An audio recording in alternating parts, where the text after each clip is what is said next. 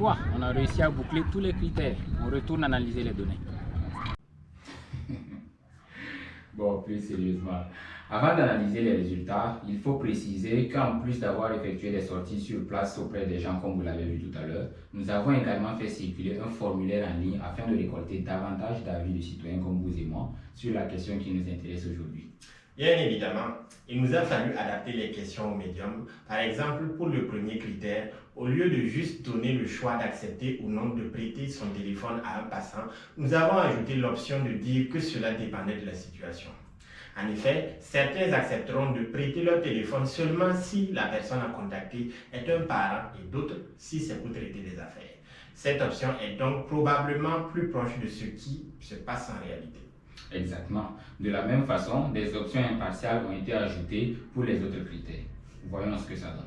Nous avons rapatrié les données obtenues du formulaire en ligne dans un fichier Excel afin de les croiser avec ceux des sorties terrain, ce qui nous a permis de faire des estimations numériques puis d'émettre des hypothèses sur les caractéristiques intrinsèques des participants.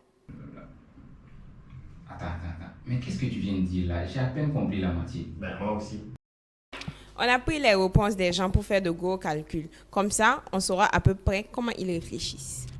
Tu vois, je ne suis pas idiot non plus, je t'ai juste demandé d'expliquer la méthode de façon simple. Plus sérieusement, nous avons procédé au tri des réponses de chaque participant, ce qui a fait ressortir des tendances générales de la façon dont les individus interagissent avec les outils technologiques.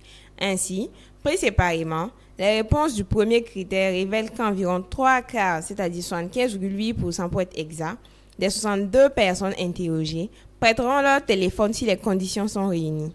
Cela dépend plus de la situation que du fait qu'ils soient attachés à leur appareil et le considèrent comme un objet personnel. Les personnes qui prêteront systématiquement leur outil, quant à elles, demeurent à part égale avec celles qui refusent de manière catégorique. Représentant moins de 15% chacune, on peut les considérer comme des cas particuliers au vu de la taille de notre échantillon. Passons au second critère. Il montre à son tour une tendance un peu étonnante, quoique plausible. Ici, presque un tiers, c'est-à-dire 29%, affirment se lancer avec entrain dans une nouvelle discussion, même s'il s'agit d'un ou d'une inconnue, tandis que 64,5% sympathiseront juste pour ne pas être impolis. Le reste, quant à eux, 6,5% environ, esquivent tout simplement le contact et se réfugient dans une autre activité, vraisemblablement sur les téléphones. C'est étonnant en soi, car on aurait pensé que plus de personnes choisiraient de fuir la discussion.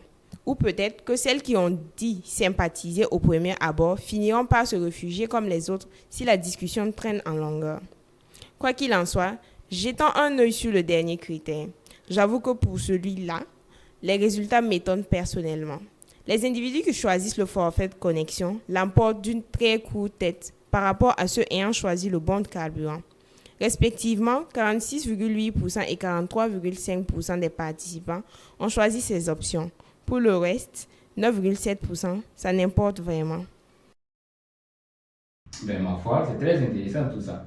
Donc pour résumer, les gens ne sont pour le moment pas spécialement attachés à leurs petits bijoux technologiques. Ils se contentent d'être polis quand on lance une discussion avec eux et ont une très légère préférence pour le forfait de connexion Internet car il leur permet une plus grande liberté d'après eux. C'est bien ce qu'il ressort en effet.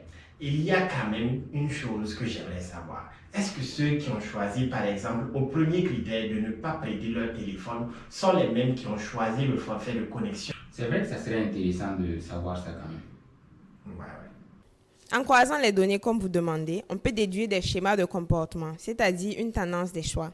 Par exemple, si un individu A choisit l'option 1 au premier critère, il y a de fortes chances qu'il continue toujours avec l'option 1 au second, puis l'option 3 au dernier critère.